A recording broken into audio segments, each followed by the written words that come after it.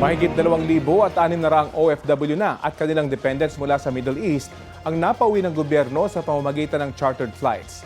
Kabilang dyan ang mahigit 300 na dumating sa bansa nitong linggo ng palaspas. Balitang hatid ni Jamie Santos.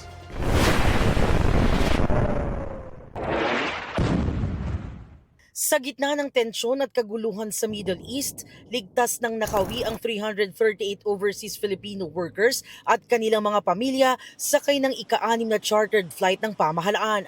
Kabilang sa mga dumating ang 203 OFWs, 125 next of kin, kung saan 45 ay senior citizen at 42 ay mga bata, at 10 stranded tourists. Mula ang mga repatriate sa United Arab Emirates, isa sa mga bansang may pinakamalaking bilang ng mga Pilipino sa Gulf at kabilang sa mga apektado ng lumalalang sigalot sa rehiyon. Sa kabuuan, umaabot na sa mahigit 2,600 OFWs at dependents ang napauwi ng gobyerno. Dumaan sa masusing security assessment ng Department of National Defense ang bawat flight upang matiyak ang kaligtasan ng mga uuwi. Of course, we work closely with Secretary Gibo Teodoro and the DND, yung defense attachés natin on the ground who help us with the security assessment. Each and every charter flight is always backed by a Department of National Defense Security Assessment.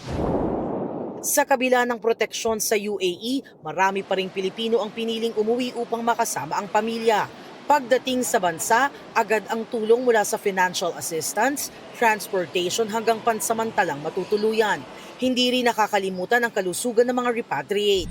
So yung mga may emergency needs, pagbaba sa eroplano, tinitingnan ho nila, mga first aid binibigyan, baka mayroong mga may hypertension, may mga nahihilo, ganyan ho, binibigay na kaagad.